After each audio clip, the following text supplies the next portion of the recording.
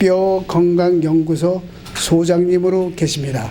이 외에 또 많은 그 양력이 있으신데 간단하게 이렇게 소개하겠습니다. 이기현 박사님 모시겠습니다. 네, 여러분 반갑습니다. 제가 옷차림이 오늘 새벽에 비행기 타고 도착하는 바람에 이렇습니다. 내일은 넥타이 매고 할게요. 연세들을 많이 드셔서 아마 이 뼈 건강에 관련돼서는 아마 관심이 참 많으실 거예요. 오늘 이 뼈에 대해서 그리고 뼈의 가장 중요한 성분인 칼슘에 대해서 함께 한번 알기 쉽게 제가 설명을 해드릴게요. 아마 여기 계신 분들 중에 골다공증이신 분도 있으실 거고 또 골다공증 약을 드시고 계신 분도 있을 거고 또 모르시는 분도 있을 거고 자기가 어떤지도.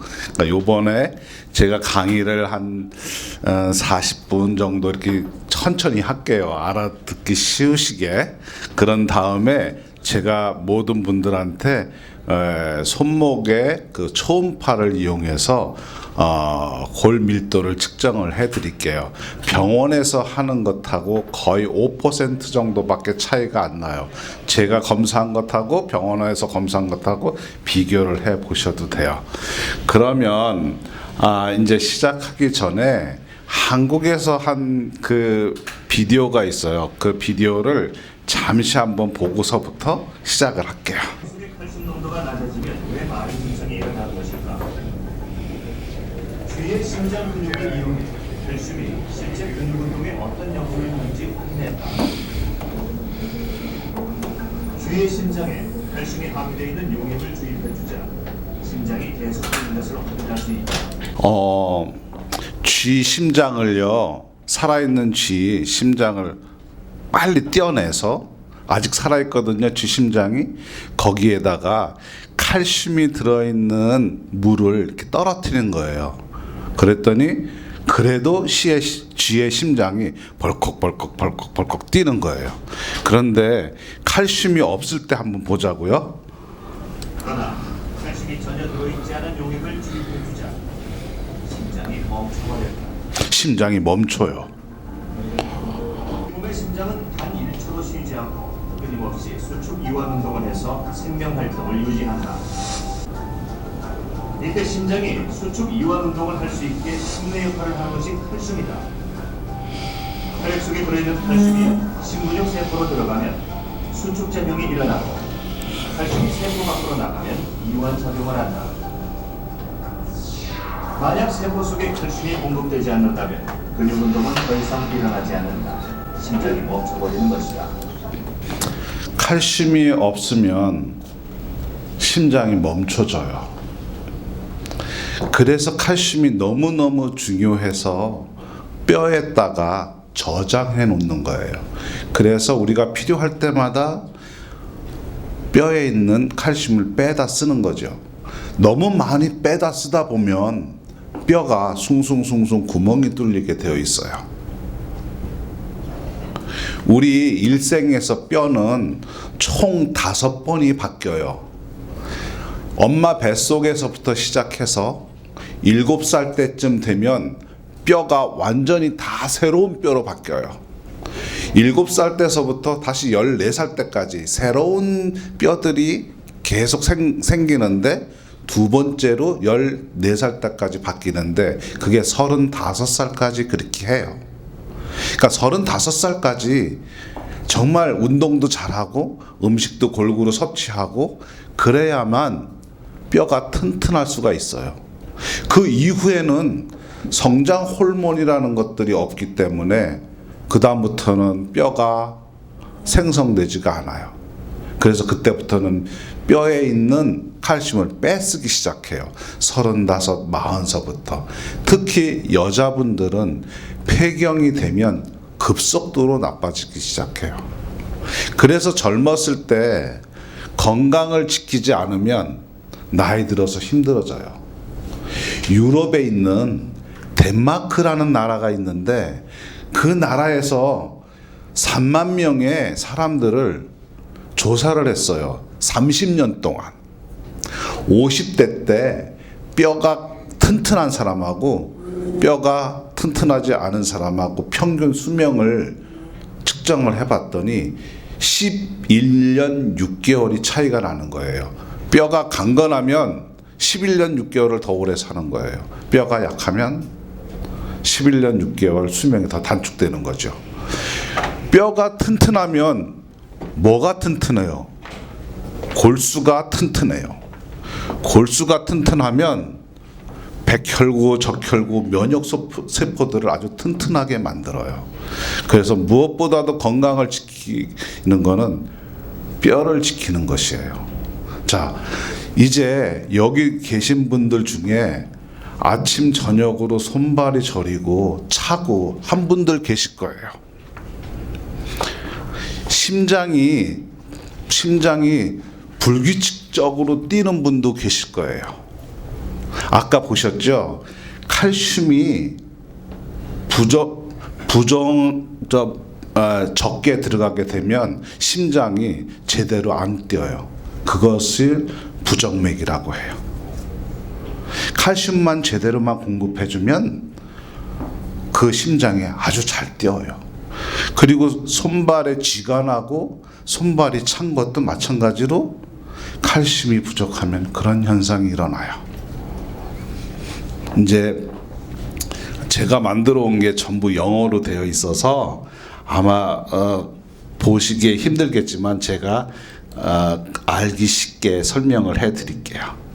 자, 아까 칼슘이 그 심장 근육 내로 쑥 들어가게 되면요, 심장이 이렇게 딱 수축을 해요. 그리고 칼슘이 빠져나오면 심장이 이완이 돼요. 그거를 반복 운동하는 게 우리 심장 근육이에요. 우리가 축구할 때, 공을 찰 때 우리의 힘을 주잖아요. 그때 힘 줄 때 칼슘이 확 들어가요. 그런데 뒤따라오는 칼슘이 부족하게 되면 쥐가 나요. 그래서 수영할 때, 갑자기 수영할 때 쥐가 나는 원인 중에 하나가 칼슘이 제대로 공급이 원활하지 않기 때문에 쥐가 나는 거예요. 그러니까 너무 심한 운동을 할 때 쥐가 나죠. 그래서 이 그림은 그걸 보여주는 그림이에요. 그래서 우리 몸에 그런 심장 근육이나 이런 걸 움직이게 하기 위해서 매일같이 한 800mg의 칼슘이 필요한데요. 만약에 아침을 드시지 않았다. 그러면 오전 중에 우리가 움직일 때 심장 근육도 움직이고 손도 움직이고 발도 움직일 때 그때 필요한 칼슘을 어디서 뺐으냐면 뼈에서 뺐어요. 점심도 굶었다. 마찬가지로 뼈에서 뺐어요. 그런데 저녁에 실컷 먹었어요. 저녁에 실컷 먹어도 그대로 자면 아무 소용이 없어요.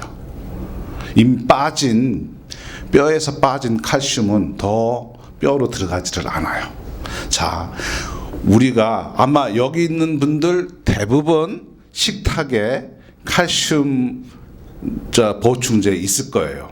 아마 의사가 먹으라고도 하고 또 본인이 알아서 칼슘 보충제 사서 드시기도 해요. 그런데 그 칼슘 보충제 아무리 그렇게 먹었는데도 왜 골다공증이 올까요? 왜 골절이 일어날까요? 칼슘 보충제 아무리 먹어도 그 칼슘은 뼈에 들어가지가 않아요. 자, 왜 그러냐면 요거를 보고 설명을 해 드릴게요.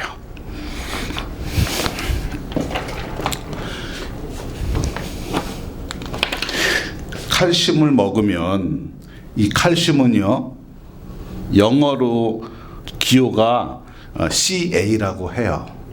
이 칼슘은 요 12지장에서 흡수가 돼요. 흡수가 되려면 바이타민 D가 있어야 돼요. 바이타민 D 없이는 절대 칼슘이 흡수가 안 돼요. 그래서 햇빛을 쬐어야 되는데 햇빛을 쬐는 일이 별로 없잖아요. 그래서 칼슘 보충제 안에 바이타민 D를 같이 플러스해서 회사들이 그렇게 만들어내요. 그러면 칼슘하고 바이타민 D를 같이 복용을 해요. 그러면 그 칼슘하고 바이타민 D가 요 12지장에서 혈관으로 흡수가 돼요. 혈관으로 흡수가 될 때 어떤 형태의 칼슘이냐면 바이타민 D에 의해서 흡수된 이런 칼슘들은 전부 단백질하고 결합된 단백질형 칼슘이에요. 단백질하고 칼슘하고 붙어 있어요. 그런데 우리 몸에서 심장 근육을 움직이는 그 칼슘은 단백질형 칼슘이 아니라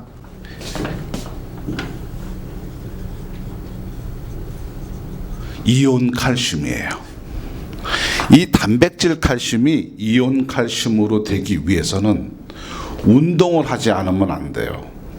열심히 운동을 해야 단백질이 하고 이 칼슘하고 끊어져요. 그래서 이 칼슘이 이온 칼슘이 돼요.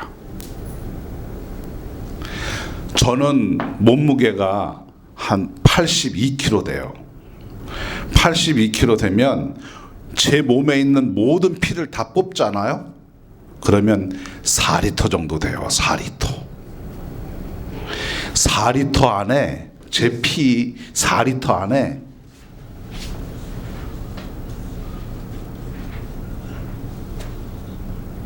칼슘이 400mg 정도 들어있어요.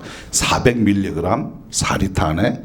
우리가 그 약국이나 헬스토어나 가게에서 사는 그 칼슘 타블렛이 500mg이나 1000mg이에요. 그 1000mg의 반도 안 돼요. 400mg이. 우리 몸 전체의 피 안에 들어있는 게.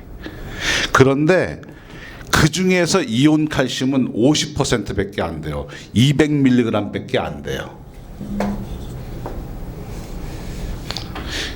그러니까 이 200mg이 이제 부족할 때 문제가 생기는 거예요. 이 200mg이 부족하게 되면 우리 목에 갑상선이라고 있어요. 이 갑상선이 우리 혈액 중에 칼슘이 부족하니까 갑상선에서 호르몬이 나와서 뼈 안에서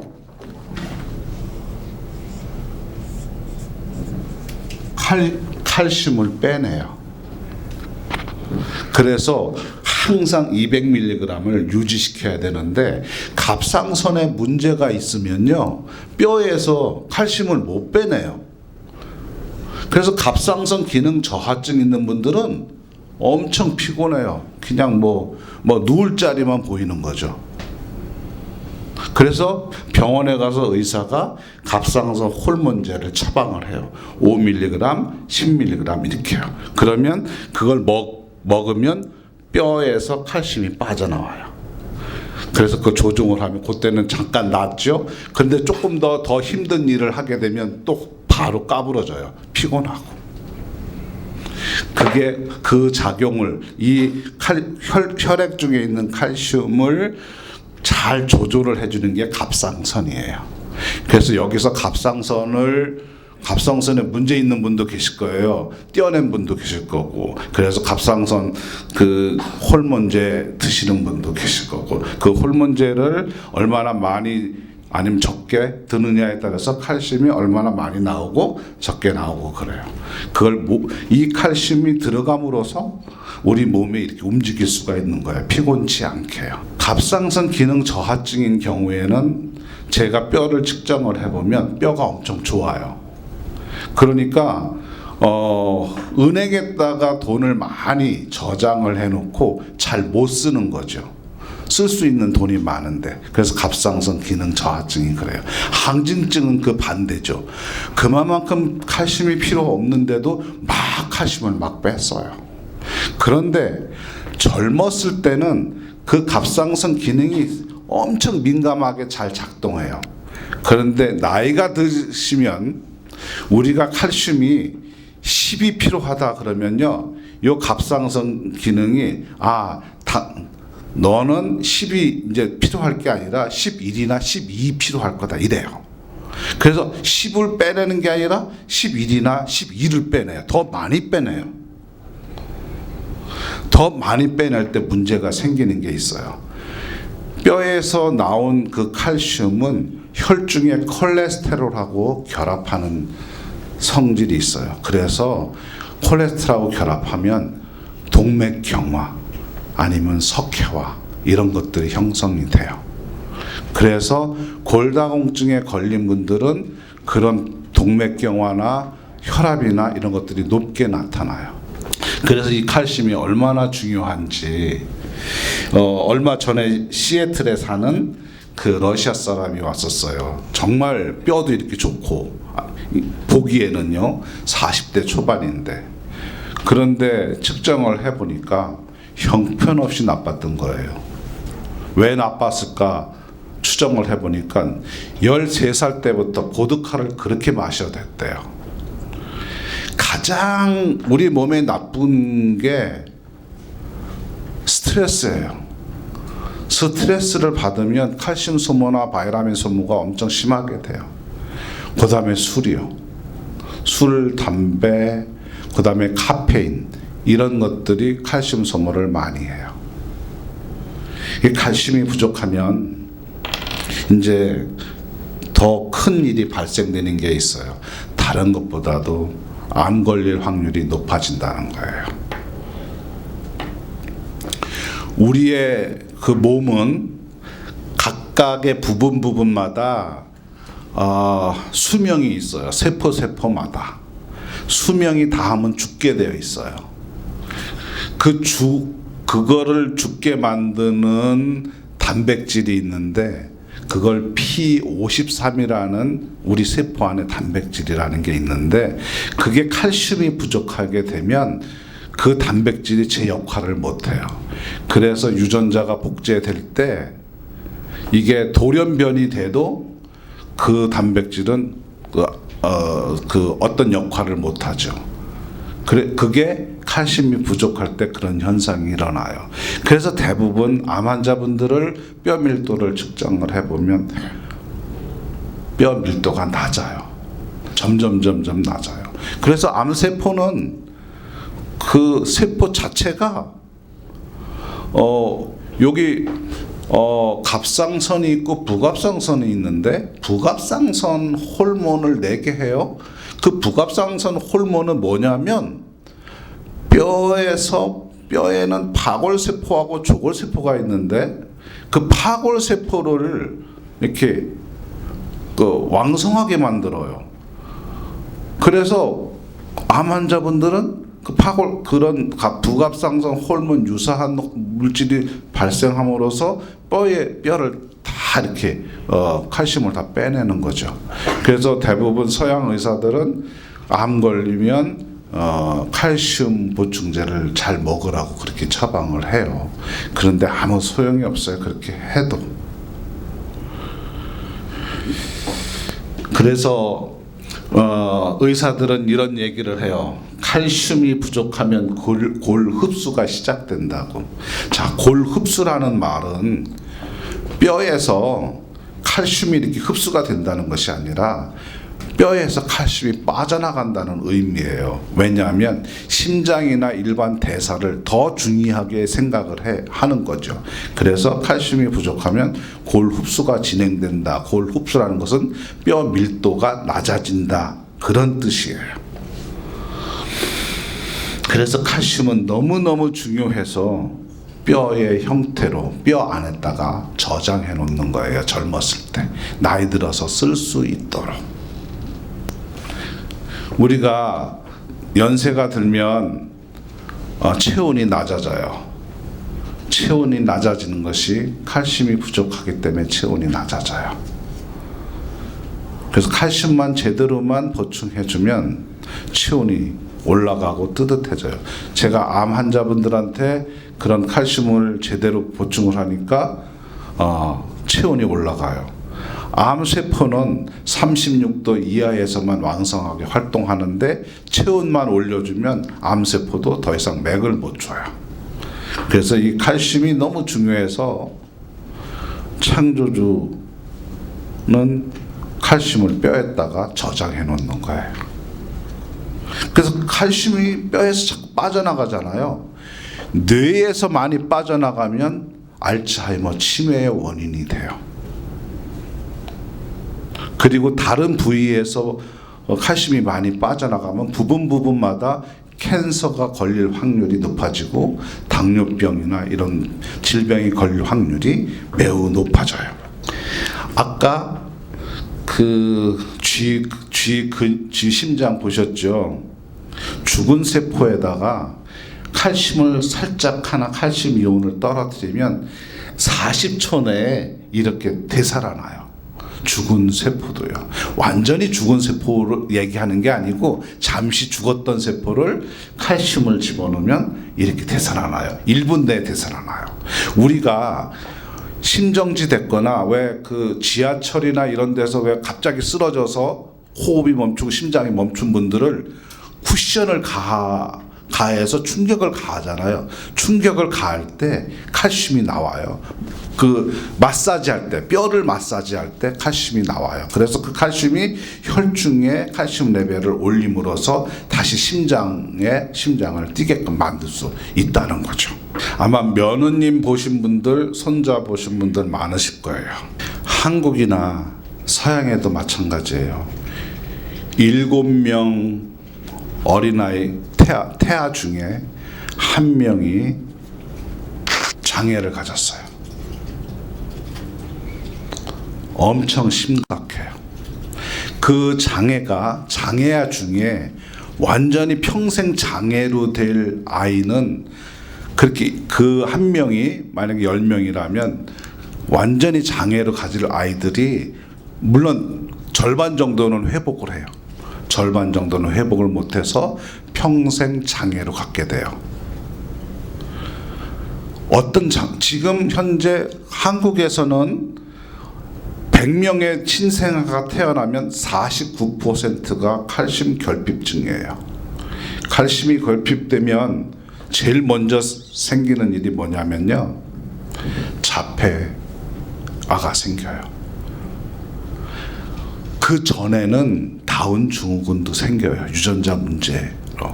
그러니까 엄마 뱃속에서 제대로 칼슘 공급이 제대로 원활하지 않으면 아이 두뇌에 문제가 생긴다는 거죠.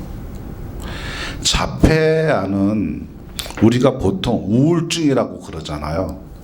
자폐도 비슷해요. 우울증이면 말하기 싫어요. 혼자 있고 싶어요. 자폐아들도 그래요. 혼자 있고 싶고 말이 없어요. 뇌에서 생성되는 호르몬이 있는데 도파민과 세로토닌이에요. 도파민은 작아지고 세로토닌이 많아지면 엄청 우울해져요. 순식간에 우울해져요. 여기에다가 도파민 주사를 하면 바로 괜찮아져요. 그 조절하는 거, 신경 조절 같은 것들을 하는 게 칼슘이에요. 그래서 칼슘만 잘 공급해주면 태아도 정상화 다 나타나요. 아시겠지만 아실라나?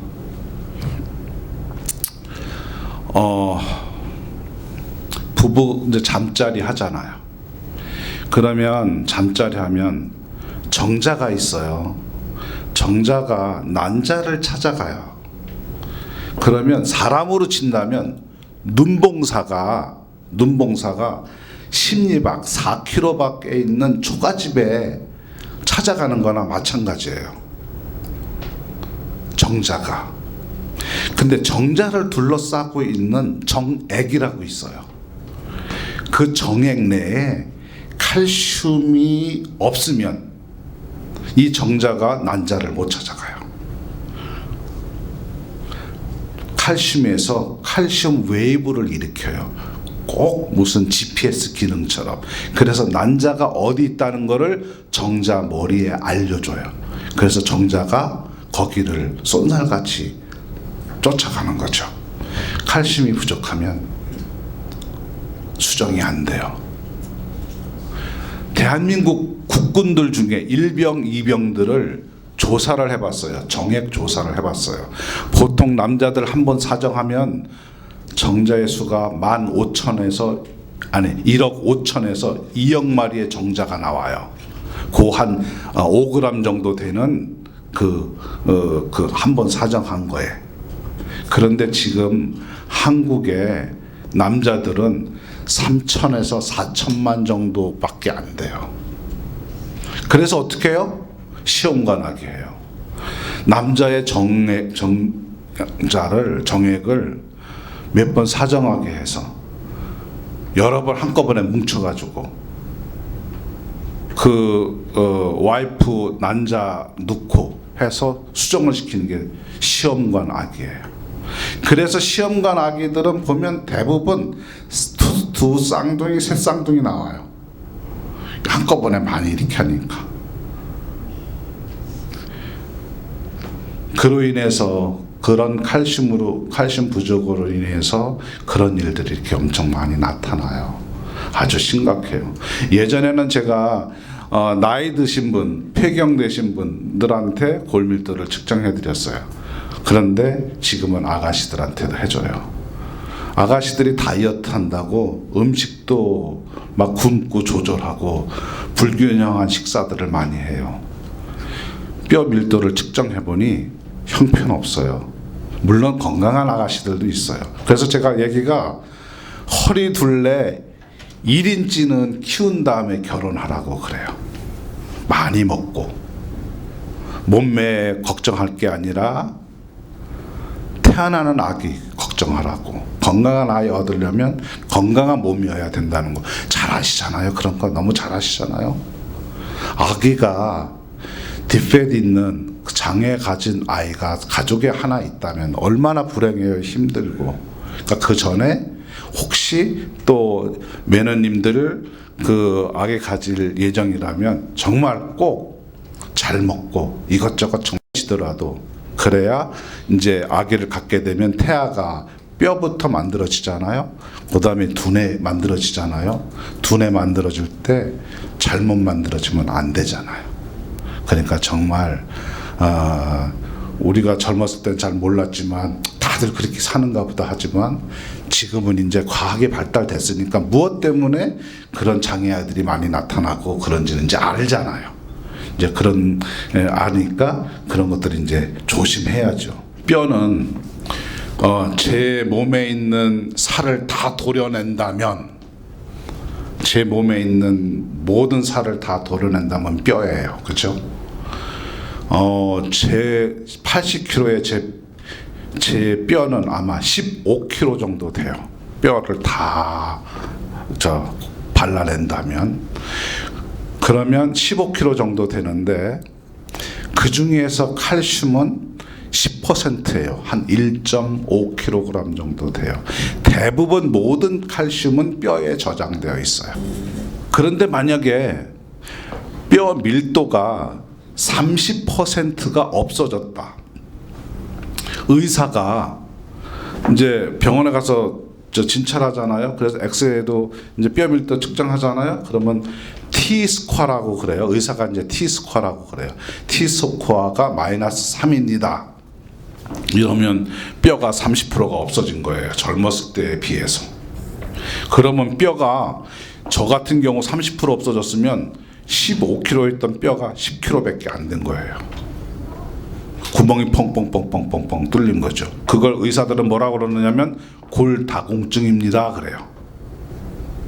그러면 어떻게 해요? 골다공증이면 의사들은 골다공증 약 먹으라고 그래요. 지금까지 골다공증 약은 몇 가지가 나와 있는데 그중 대부분은 일주일에 한 번 먹는 거 있어요. 그리고 한 달에 한 번 먹는 거, 6개월에 한 번 주사하는 거 있어요. 여기 있는 분도 한 일주일에 하나 먹는 거 드실지 모르겠어요. 그 약은 화학 용어로 비스포스포네이트라고 하는데 뼈를 코팅하는 거예요. 칼슘이 더 이상 빠져나가지 못하도록. 자, 연세 드신 분, 70 넘고 80 되신 분, 만약에 대퇴부에 프랙처가 돼서 병원에 입원하면 1년 내에 돌아가실 확률이 70에서 80%예요. 저 같은 경우도 열흘만 침대에 누워 봐요. 환자 되죠. 저도 일주일만 이렇게 누워 있어 봐요. 환자 돼요. 그런데 한 달, 두 달 이제 부러졌으니까 움직이지도 못하니까, 그러니까 등창도 생기죠. 욕창 생기죠. 그러면 소화도 잘 안 되죠. 모든 기능이 다 나빠져요. 70에서 80% 1년 내 사망을 해요. 여자보다 남자가 더 사망률이 높아요. 여자 할머니들도 마찬가지로 거의 많이 사망을 하세요. 아마 주위에서 막 그런 거 많이 보셨을 거예요.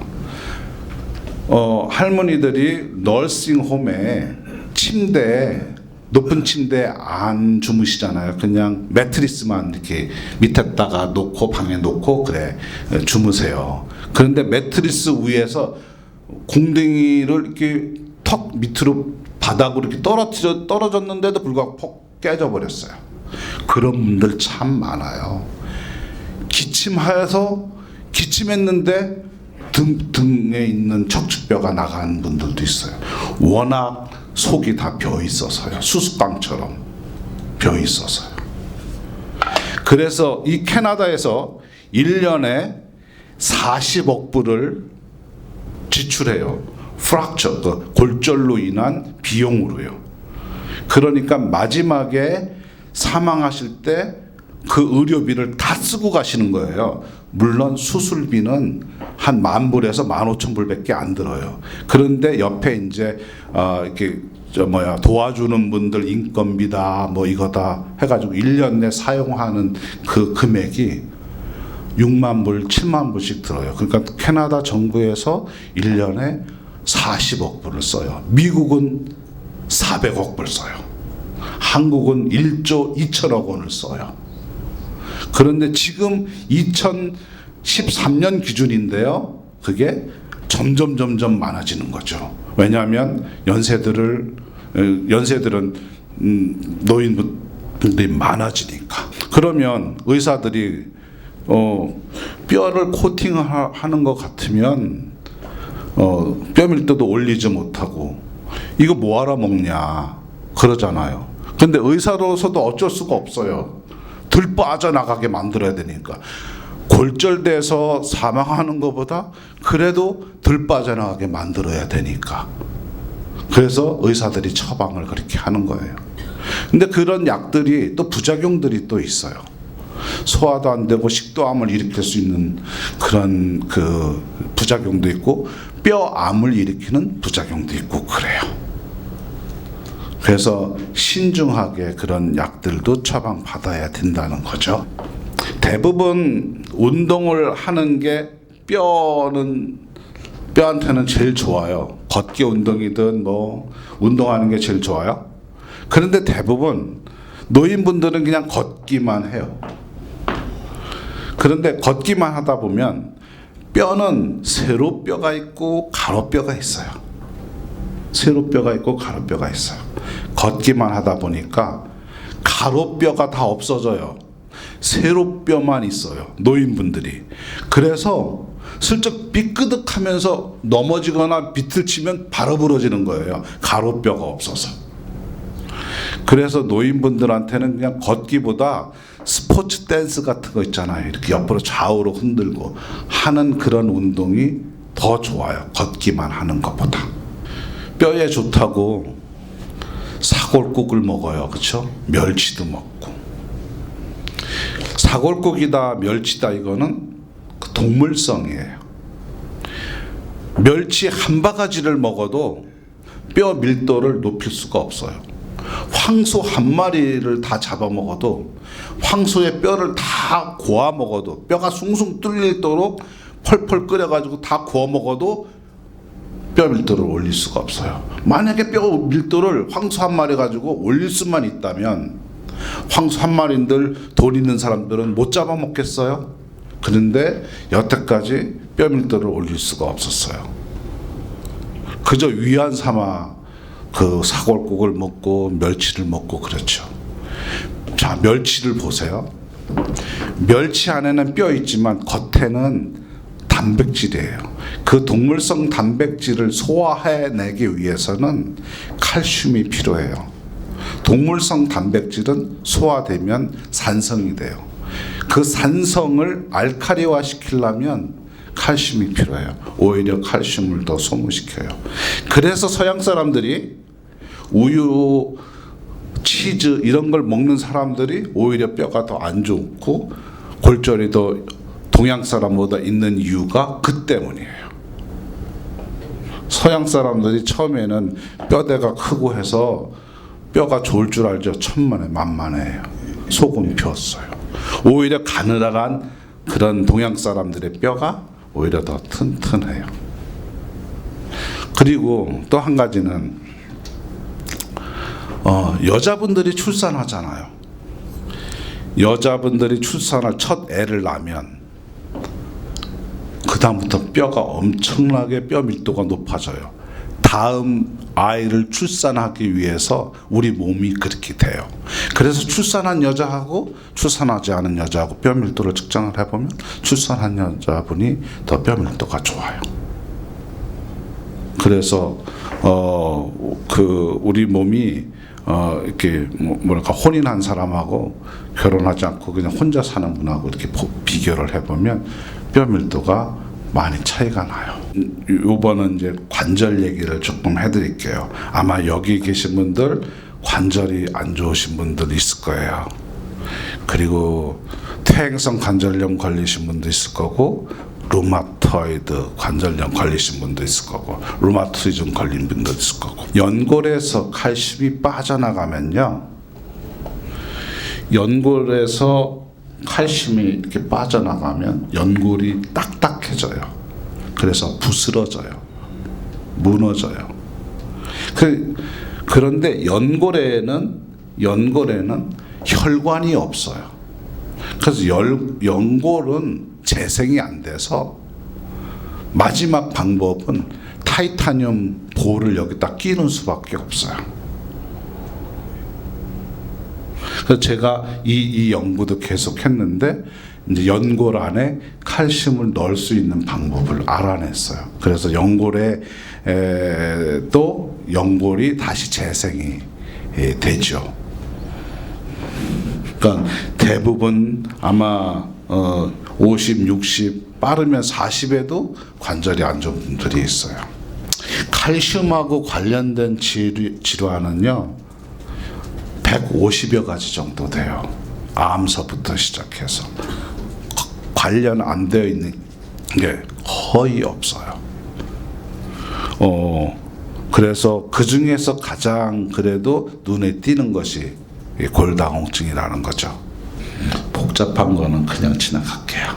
요거는 참고로 어린아이들은 우유나 치즈나 이런 걸 먹으면 60%는 칼슘을 흡수해서 뼈를 만들어요. 근데 60대, 70대 되시면 확 떨어지죠. 10%, 5% 이렇게 떨어져요. 10%, 5%가 흡수가 되기만 한다면, 뼈로만 들어간다면 그래도 괜찮죠.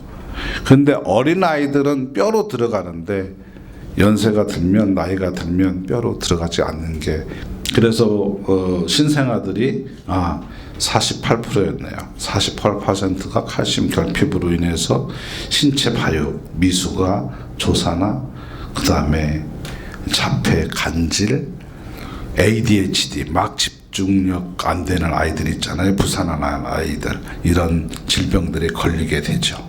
이제 뼈에서 칼슘이 부족하면 뼈에서 칼슘이 나오잖아요. 그런데 우리 뼈는 칼슘만으로 되어 있는 게 아니라 인이 있어요.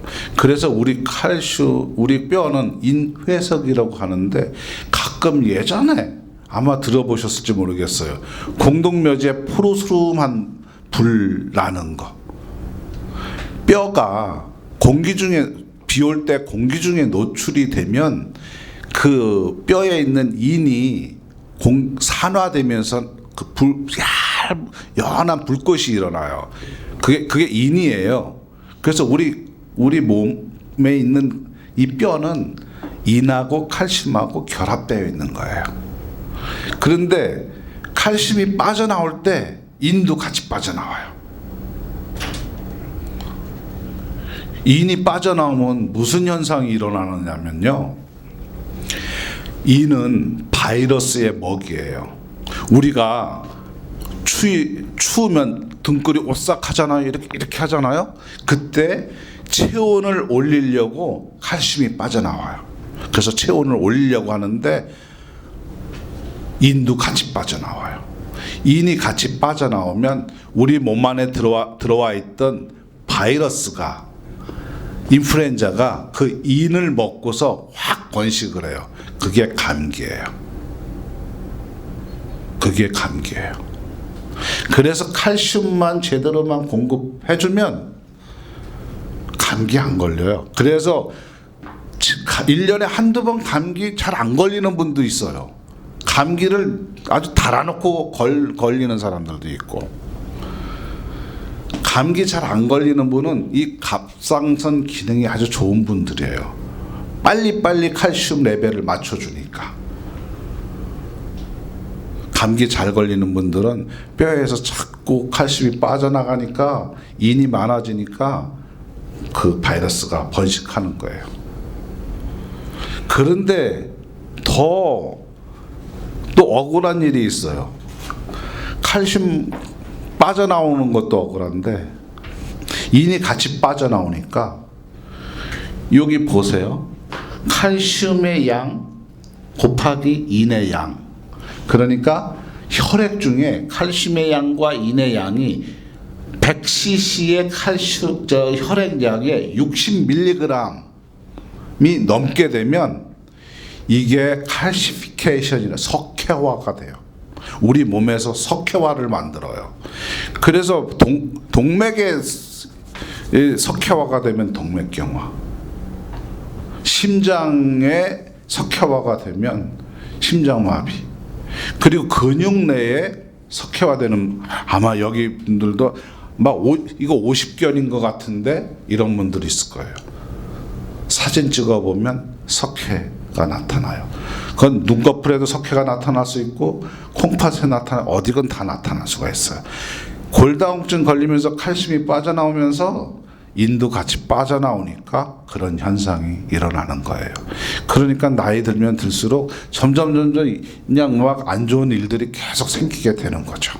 운동할 때 칼슘 소모를 많이 해요. 그렇지만 운동할 때 칼슘 소모는 다시 재보충이 돼요.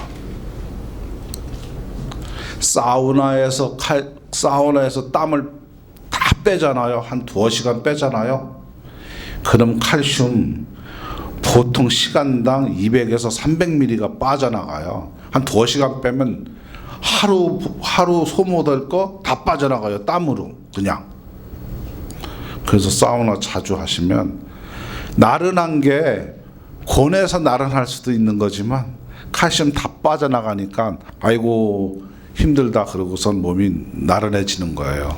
그래서 사우나 자주 하는 거는 좋지 않고 운동해서 땀을 빼는 것이 제일 베스트 웨이예요. 그래서 그 30분에서 40분 걷기 운동을 조금 빠르게 하면 이마에 땀이 촉촉하게 젖어요. 그렇게 그거보다도 땀이 젖을 때 거기보다도 한 10분 15분 더 하세요. 그러면 건강에도 좋고 또 뼈 밀도를 지키는 데도 좋아요. 그 뼈에 암이 걸리면 뼈가 저렇게 돼요. 저렇게 된 뼈가 부서지면 병원에서 손을 쓸 수가 없어요. 볼트를 박을 데가 없어요. 아마 여러분들 중에 치과 다니시는 분들 계실 거예요. 치과에 임플란트를 하려면 이 밑에 뼈가 좋아야 뭐 이게 박지요. 근데 치과 의사들은 무작배기로 박으려고 해요. 6개월에서 1년은 괜찮아요. 그런데 이런 상태에서 임플란트 해봐야 무슨 소용이 있어요. 뼈 밀도를 올리지 않으면 틀리하는 것만 못해요. 오히려 틀리하시는 것이 나아요. 뼈가 이럴 경우에는. 지금은 여자분들 3명 중에 1명은 골다공증이에요. 남자분들 5명 중에 1명은 골다공증이에요. 점점 이제 높아져요. 이거는 캐나다 통계예요. 3명 중에 1명은 프랙처가 되잖아요. 골절이 되잖아요. 3명 중에 1명은 1년 내에 사망을 해요. 1년 내에 다시 골절이 돼요. 그리고 5년 내에 2명 중에 1명은 아주 심각한 골절이 돼요. 캐나다는 3만 명, 1년에 3만 명 프랙처가 돼요. 미국은 200만 명이 된다네요. 앞으로 점점 이걸로 인한 그 국가의 비용은 점점 늘어날 전망이고요. 남자들은 만약에 엉덩이 뼈가 부러졌을 경우에 37%, 여자분들은 28% 다음에 사망할 확률이 있어요. 그러니까 여자분들이 좀 적죠, 남자분들보다. 자, 골다공증 치료제들이 여러 가지가 있는데요. 아까 설명해 드린 게 그 비스포스포네이트라는 거예요. 파골세포를 이렇게 꼼짝 못하게 만들어서 칼슘을 더 이상 못 빠져나가게 만드는 거죠. 그 다음에 호르몬제는 에스트로겐 호르몬제가 있고 갑상선 호르몬제가 있어요. 정말 기껏해야 10년에 13% 증가한다고 그래요. 그러면 30% 뼈가 없어졌으면 13% 해봐야 28%, 27%밖에 그 정도로만 낮춰진 거예요. 그러니까 별로 소용이 없는 거. 다 이런 논문 자료들이 다 그걸 뒷받침을 해요. 골밀도 측정은 몇 가지 방법이 있어요. 아마 병원에서 하는 것은 엑스레이 가지고 해요. 그리고 발목에다가 아마 해보신 분들도 있을 거예요. 발목은 사실은 참 부정확해요. 왜냐하면 몸무게가 다 발에 쏠려 있어요. 그래서 발목 쪽은 뼈가 다른 허리뼈나 이런 데 비해서 높아요. 그래서 조금 무의미하죠. 그리고 한 번 이렇게 초음파로 한 번 쏘아서 측정을 하기 때문에 좋을 수도 있고 바로 이렇게 한 번 더 이렇게 할 때 편차가 심해요. 제가 측정을 해드릴 것은 왼손 팔목에다가 해요. 여러 번 측정해서 평균 값을 낼 거예요. 그러면 병원의 거하고 거의 차이가 없어요. 차이가 나도 5% 이내에서 차이가 나요. 단 크게 차이 나는 분들이 있어요. 뒤죽박죽으로 온 몸이 막 틀린 부분 그런 분들이 있어요. 여기 틀리고 저기 틀리고. 그런 분은 제가 양쪽을 재줘요. 오른쪽도 재주고 왼쪽도 재주고. 자, 제가 재려고 하는 게 이스라엘 그 기계예요. 의료기기를 전문적으로 만드는 기계인데 FDA하고 헬스 캐나다 인증받은 기계라 믿으셔도 될 겁니다. 저기 보시면 그린 존에 있는 거는 정상치예요.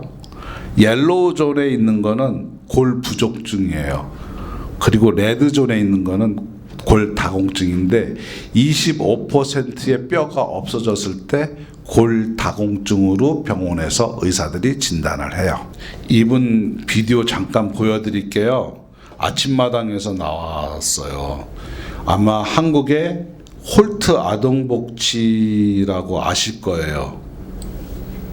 그분인데 다발성 골수암에 걸리셨어요. 그래서 항암 치료 안 되다가 저한테 오셔서 치료를 받으셨는데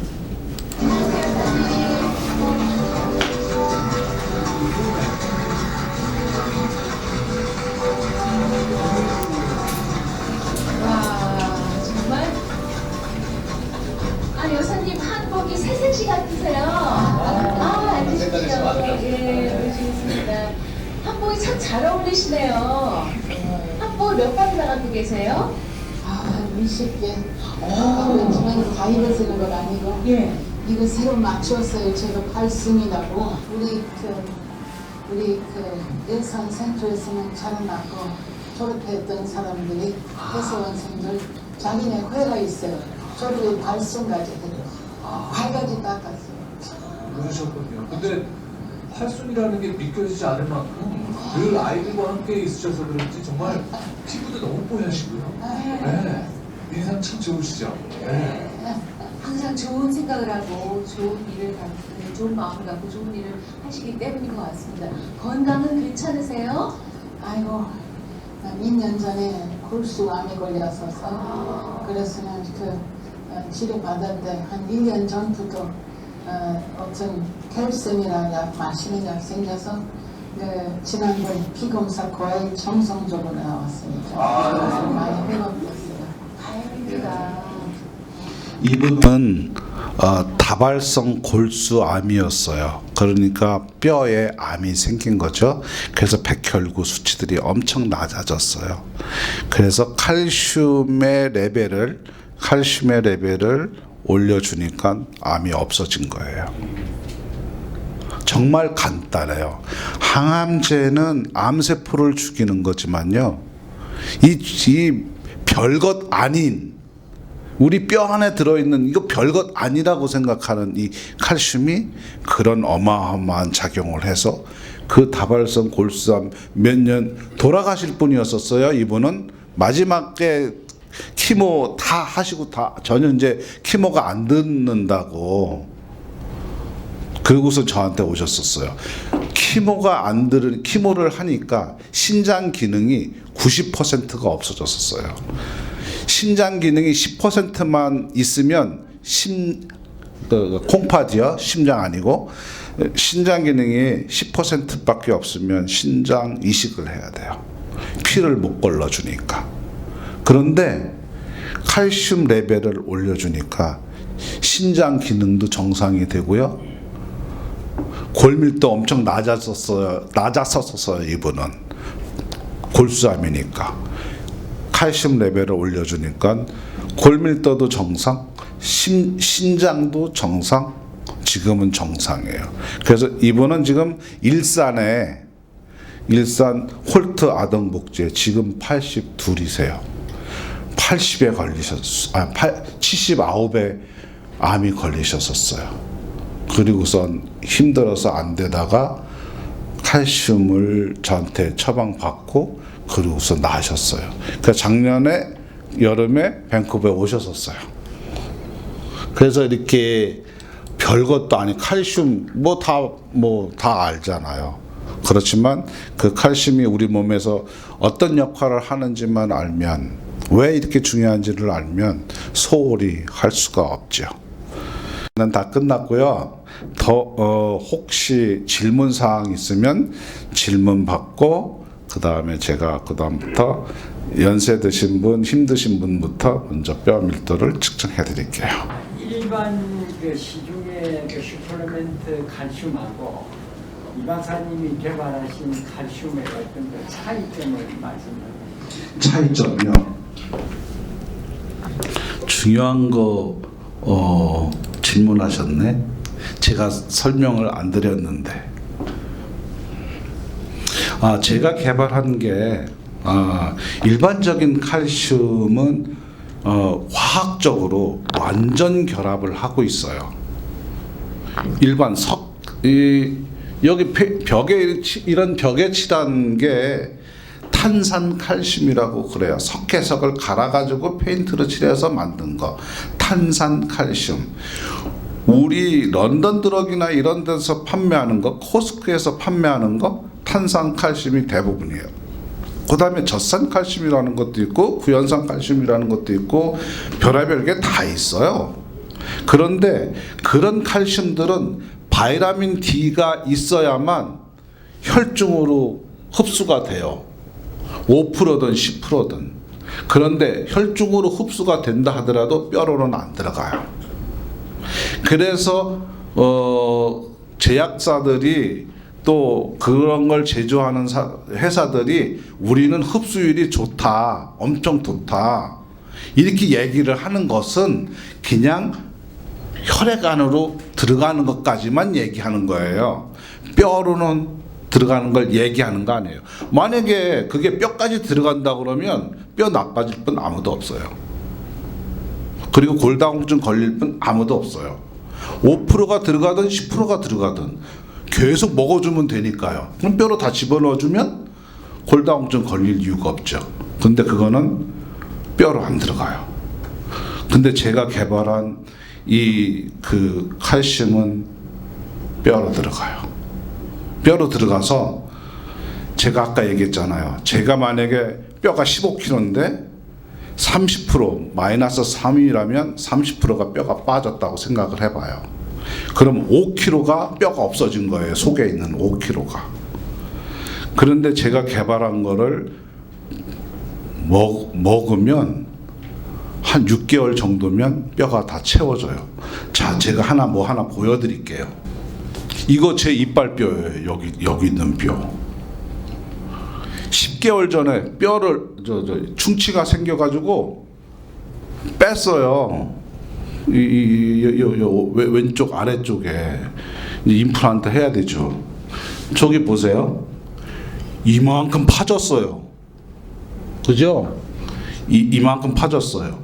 요 위에 거를 보면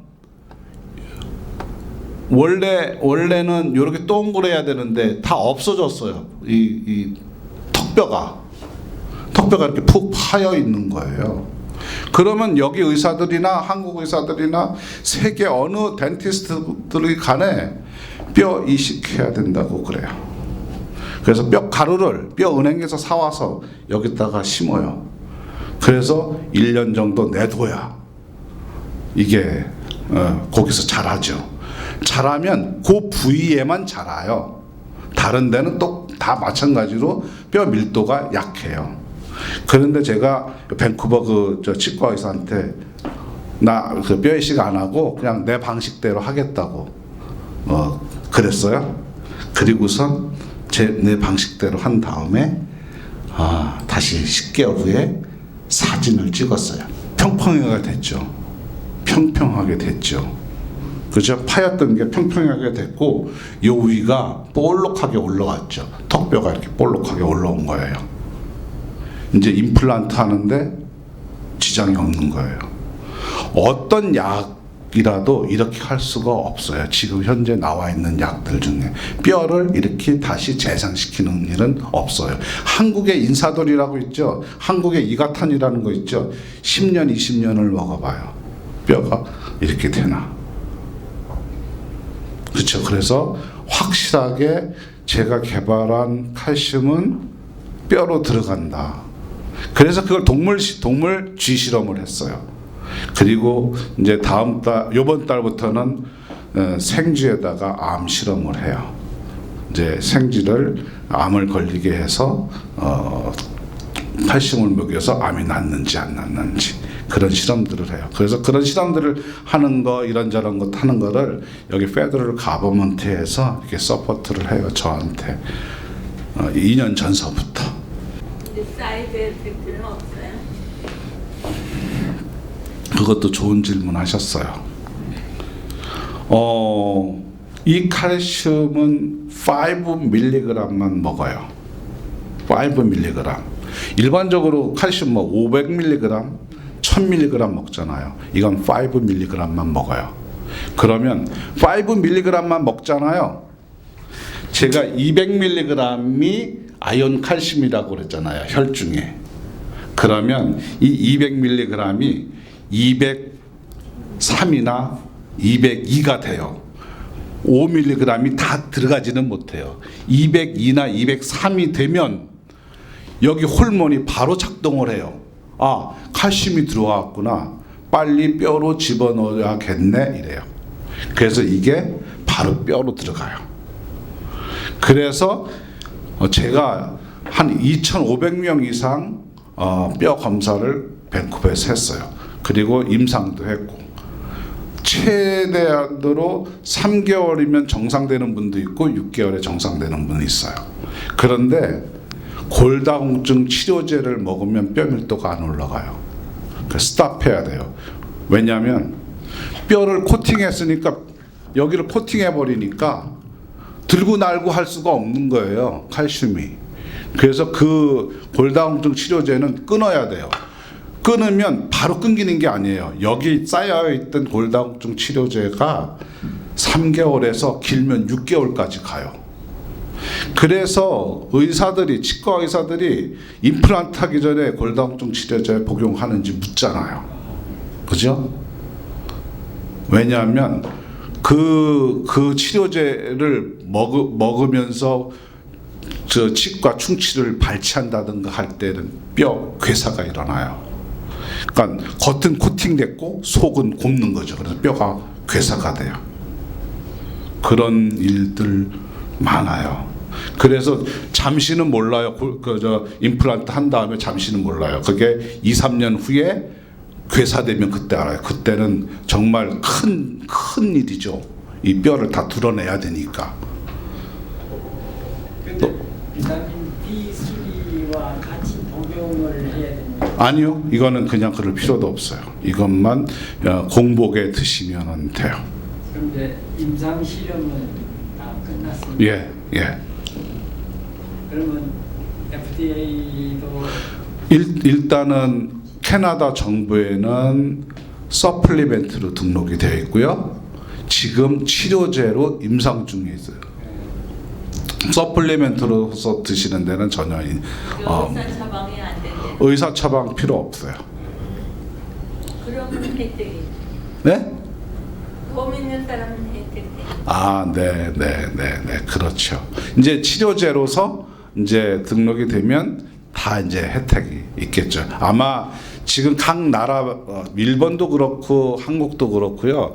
노인분들의 그 골다공증 문제로 해서 의료비가 많이 지출되기 때문에 아마 조만간 되지 않을까 싶어요. 근데 3개월에서 6개월이라고 하셨죠? 네. 근데 T-2.5 이하일 때 하고 2.5 이상일 때 하고 그 차이가 있는 걸 인정하신 일이 있으십니까? 그거의 차이는 제가 수백 명 했지만 차이 없어요. 어디에 디펜션 하냐면 식사량하고 운동량이에요. 네. 식사량과 운동량이 좋으면 확 올라가요. 3개월만 해도 마이너스 3, 4 관계없이 확 올라가요. 그런데 식사량이나 운동량이 부족한 사람은 천천히 올라가요. 그러면 마이너스 3인분은 정상되려면 1년 걸려요. 그런 분들은. 사람에 따라서 달라요. 음식 섭취하는 거에 따라서 달라요. 그럼 일반 칼슘을 먹었을 때와 지금 이광사님 개발한 그 칼슘 먹었을 때의 그 차이점이라는 때가 들었는데 음식에서도 차이가 납니까? 음식은 동물성보다 식물성이 좋아요.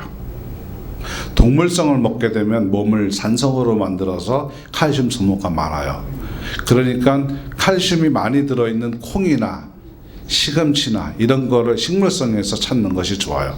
시금치는 꼭 삶아서 드세요. 이 서양 사람들은 서양 레스토랑에 가면 시금치를 그냥 날걸로 그냥 다 주대요. 날거 절대 드시지 마세요. 날 시금치는 그 우리 몸에서 칼슘하고 결합하는 물질을 생성을 해요. 그래서 절대 그 시금치는 삶아서 드시면 좋아요. 서양 그 레스토랑의 샐러드는 생 거를 그냥 주대요. 또 하나 있습니다. 이 박사님이 개발한 그 칼슘하고 어떤 음식하고의 어떤 그 없어요. 삼각되는 뭐 아무 상관없어요.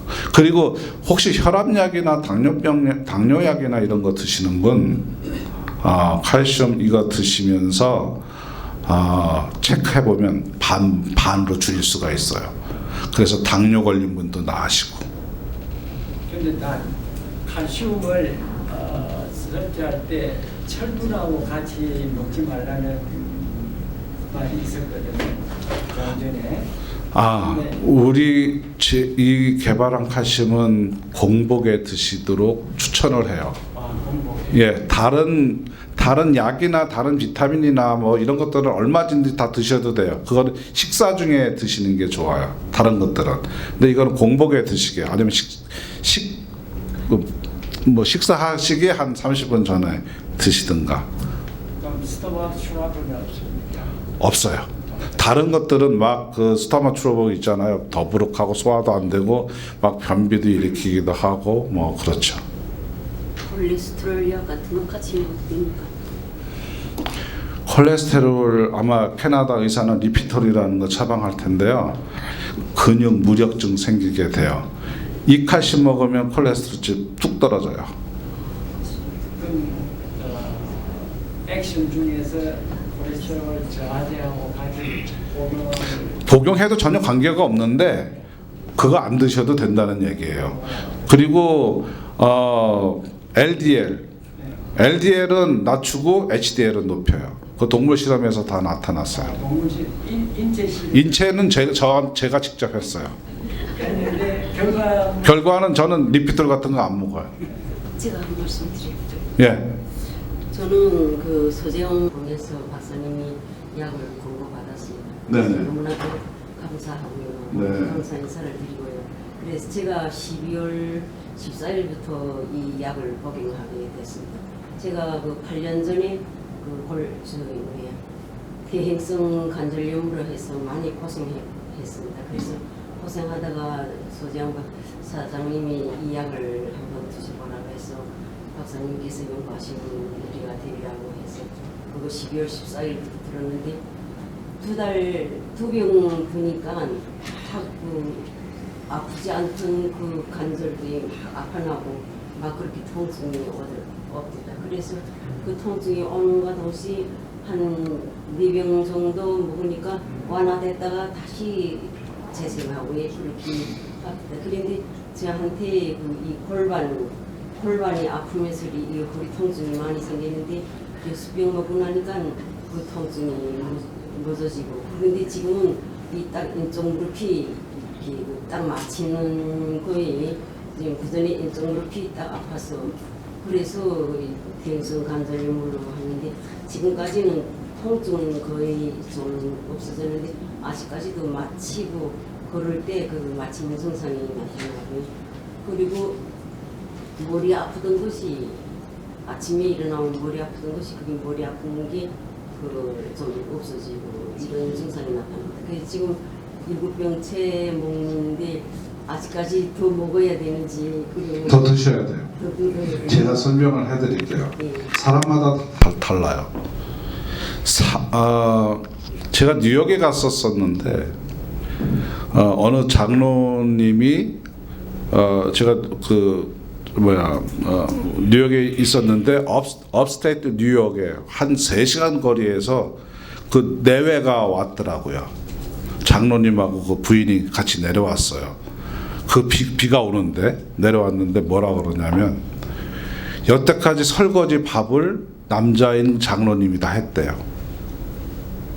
그런데 그 리카트리라는 거 먹고 싹 나았은 거예요. 관절이.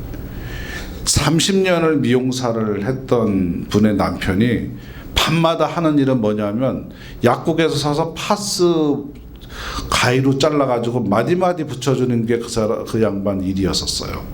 리카틴 일주일 먹고 그 일을 해서 해방됐다고 그러더라고요. 수없는 그런 어떤 분은 무릎과 무릎을 부딪히며 잠에서 깬대요. 아파가지고. 퇴행성 관절염인데 그래서 벽에를 항상 여기다 끼고 자는데요.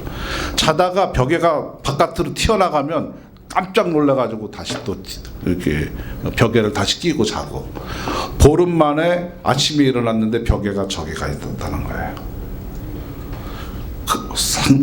지금 그게 오래됐고 그랬기 때문에 아픈 거는요 보통 통풍 걸린 분들이 그래요. 요산의 결정체가 떨어져 나오면서 통증을 더 많이 느껴요. 한 3, 4일간 더 많이 느껴요. 얼마나 아픈지. 예, 그거는 명현 반응 호전 시에 나타나는 현상이에요. 왜냐하면 그 조각난 것들이 다시 뭉쳐질 때 찌르는 거예요. 저 신경들을. 그래서 그래요. 협착증 같은 거는 협착증은 골 밀도가 낮으면 몸무게에 의해서 이렇게 눌려지면서 협착되는 거예요. 그거를 압박골절이라고 그래요. 압박골절. 골 밀도를 올리면 그 협착증이 해소돼요. 없어져요. 저 약은 먹어야 되겠네요. 지금은 그 어머니 그 지금 병세는 종합병원이거든요. 그러니까 무릎서부터 뭐 협착증, 골 밀도도 낮고. 협착증은 제가 아닌데요. 다른 분이 예. 그러니까 골 밀도가 낮으면 이렇게 협착이 돼요. 그래서 골 밀도를 올리면 다시 이게 늘어나니까 뭐 빠른 분들은 뭐 5일에서 열흘이면 그 약을 먹어서요? 예, 괜찮아지세요. 그런 것들은. 네. 또 다른 분. 예. 여기 제품 설명서에 보면은 뭐 치골이나 아니면 관절이나 이런 데 쓰는 용도가 다 다르게 돼 있는데 예. 이걸 어떤 목적으로 한 가지 약을 먹게 되면 다른 데는 전혀 작용을 안 하는 겁니다. 작용해요. 마라셀이라는 거는 암 환자분들이 드시는 건데 암 환자분들은 시간과의 싸움이잖아요. 시간을 얼마만큼 빨리 단축시켜서 회복시키느냐. 그래서 농도를 액티비티를 엄청 높게 했어요. 그분들은 뼈도 좋아져야 되고 다른 세포들의 칼슘 레벨도 높여줘야 되기 때문에 그 아주 강력하게 만든 거예요. 그러니까 그건 암 세포도 없어지고 뼈도 좋아지고 그러는 거죠. 저 같은 경우는 척추에 협착증도 좀 있고요. 그다음에 이 시골도 굉장히 약한 편인데 이런 경우에는 이 관절 좋아지는 니카틴을 먹어야 되는 건 메가백만 드셔도 충분해요. 그 멸치도 못 씹던 분 40대 젊은 양반이 있었는데 멸치도 못 씹어요. 이빨이 탁탁 떨어져 나가서. 그래서 삶은 것만 먹는 그 젊은 친구가 있더라고요. 술상무 했대요. 술상무. 부동산에 술상무 했대요. 그러니까 몸이 완전히 등치는 이런데 아주 형편없이 나쁜데 그 메가백만 먹고 막 이제 오징어도 요즘은 씹고 다닌다고 그래요. 이제 제가 저 셋업을 할 동안에 잠깐만 그 휴식하시고 계세요. 저 셋업 한 다음에 제가 이제 뼈밀도 측정해드리고 또 더 궁금한 거 있으면 그 뼈밀도 측정해드릴 때 저한테 문의하시면 그때 말씀드릴게요. 감사합니다.